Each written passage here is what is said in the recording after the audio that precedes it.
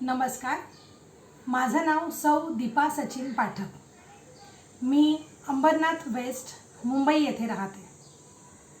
काही दिवसांपूर्वी मला ज्ञानेश्वरी लिहिण्याचा योग आला आणि माझ्या हातून माऊलींनी ती पूर्ण करून घेतली. ही ज्ञानेश्वरीची माझी वही. यात मी ज्ञानेश्वरी पूर्ण लिहिली आहे.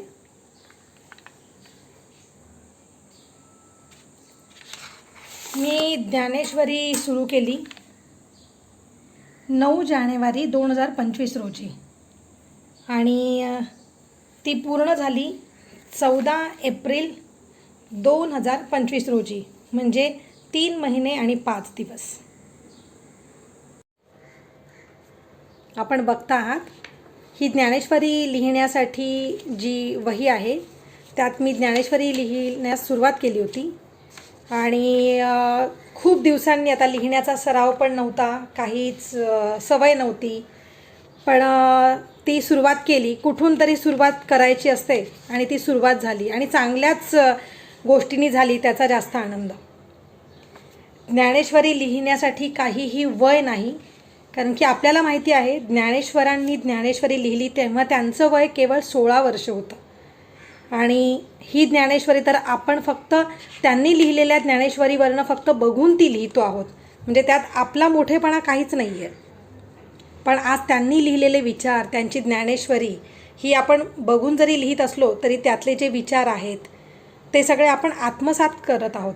ते कुठेतरी आपल्यामध्ये ते जतन होत आहेत. त्यामुळे सर्वांनीच ज्ञानेश्वरी लिहावी, कुठल्याही वयात. त्याला काही वयाचं बंधन नाही असं मला वाटतं. योगायोगाने माझं कुलदैवत म्हाळसा मोहिनीराज नेवासा इथलं आहे. त्याच्यामुळे माझी खूप इच्छा आहे की मला ही लिहिलेली ज्ञानेश्वरी, हस्तलिखित ज्ञानेश्वरी तिथे एकदा ज्ञानेश्वरांच्या तिथे जाऊन मला ती त्यांच्या पायाशी लावून आणावी अशी माझी खूप इच्छा आहे. ही लिहिताना मला अनुभव असं म्हणता येणार नाही, पण हे लिहिण्यासाठी मला घरातल्यांची, म्हणजे घरातलं सगळं सांभाळून, मुलाची शाळा, मुलाचे डबा, मिस्टरांचा डबा, हे सगळं सांभाळून करणं थोडंसं जरा जड होतं, कारण की दिवसभर हे लिहिण्यासाठी काही सोपं नाही आहे. आपण दिवस बसतो आहोत, कारण की ही ज्ञानेश्वरी मी 3 महिने आणि 5 दिवसात पूर्ण केली आहे.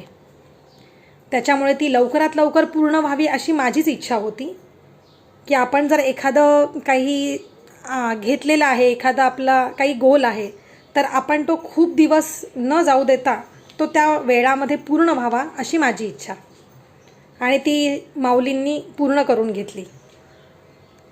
यामध्ये माझे मिस्टर, माझा मुलगा, त्यांचं पण मला सहकार्य खूप लाभलं, कारण की त्यांना पण माझं सगळं घरातलं काम झालं की मी ते लिहित बसायची आणि मग थोडा वेळ, अहो थांबा अजून माझं थोडा वेळ, एक ओवी राहिली आहे, नाही अजून माझ्या ना आज 50 ओव्या राहिल्या आहेत, अजून हे झाल्यावर मी आता उठणारच आहे, किंवा मी सगळं परत करून बसते आहे, किंवा रात्री थोडा वेळ जागून करते आहे.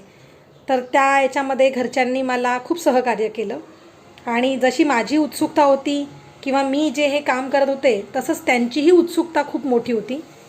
त्यांनाही सारखं वाटायचं की किती तुझे अध्याय झाले, आज तू किती लिहिलंस बघू, आणि आज काय झालं, आज तुझं काही चुकलं का, आज तुला काही त्रास झाला का लिहिताना, किंवा तुझं हे पूर्ण होतं आहे का, तुला कसं वाटतं आहे, हे सगळे त्यांचे प्रश्न असायचे. आणि घरात कुठेतरी आपण एक काहीतरी चांगलं काम करतो आहे म्हटल्यावर आपल्या घरामध्ये पण थोडा काही परिणाम होतोच. मी ज्ञानेश्वरी लिहिताना माझा मुलगा पण त्या वेळामध्ये तो अभ्यास करत बसायचा. त्याच्यामुळे असं वाटतं की चला आपल्याला पण, जसं आता आपण अभ्यास क्षेत्रातनं थोडंसं दूर होऊन आपल्यालाही बरीच वर्ष झालेली आहेत, पण कुठेतरी आपला वहीचा, पेनचा संबंध परत आला आहे.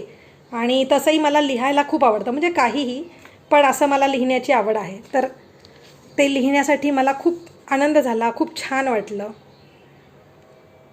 आणि योगही जुळून आला.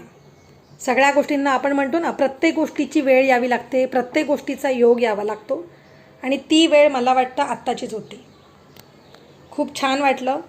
हस्ताक्षराकडे जास्त जाऊ नका, कारण की आता खूप वर्षांनी म्हणलं तर एवढं लिहिलं गेलं आहे, आणि त्यातही मराठी, कारण की आता इंग्रजीच्या काळामध्ये आता थोडंसं लिखाण जे काही होतं ते थोडंफार इंग्रजीमधलंच लिहिण्याची थोडी सवय आहे, पण मराठी गोष्ट लिहिण्यासाठी एवढं कधी मी काही लिहिलेच नाही आहे.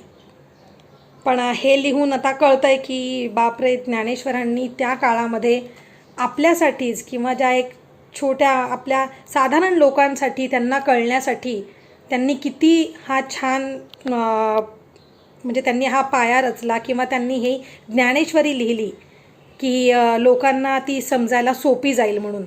आणि खरंच ज्ञानेश्वरीचा खूपच छान लोकांना फायदा झाला आहे आणि लोक याची पारायणं करतात, लोक वाचतात ज्ञानेश्वरी, याचा पण खूप आनंद आहे. आता मी ज्ञानेश्वरी लिहिली आहे. लिहिताना याची भाषा किंवा ही एवढी कळत नाही, कारण की ही प्राकृत भाषा आहे, म्हणजे अगदीच मराठी नाही, त्या काळातली मराठी, पण ती समजायला इतकी सोपी पण नाही आहे.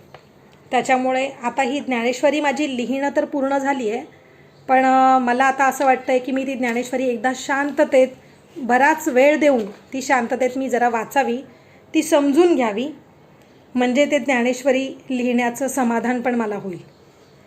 तर माझा असा आग्रह आहे की सर्वांनीच ही ज्ञानेश्वरी लिहावी. सर्वांनी लिहिण्यात जमलं नाही तर सर्वांनी ती वाचावी जरूर. आणि खूप छान आहे. हे आपलेच ग्रंथ आहेत जुने, सगळ्यांनीच आता दासबोध आहे किंवा ज्ञानेश्वरी आहे, अजून बरीच अशी मोठे मोठे ग्रंथ आहेत जे आता आपण परत ते काढायला हवेत, म्हणजे आपल्या पुढच्या पिढीसाठी सुद्धा हे एक वरदान आहे. त्यांना आपण जर करू तरच हे मुलांना दिसेल आणि मुलंसुद्धा त्यांना हे लक्षात राहील ॲटलिस्ट की चला आपल्या घरात ज्ञानेश्वरी आहे किंवा ज्ञानेश्वरी काय आहे किंवा दासबोध काय आहे, हे ग्रंथ काय आहेत आणि त्याच्यात लिहिलेले विचार काय आहेत. पण हे जर आपण केलं तरच हे मुलांना कळेल. म्हणून माझं हे एक पाऊल पुढच्या पिढीसाठी. धन्यवाद. आभारी आहे.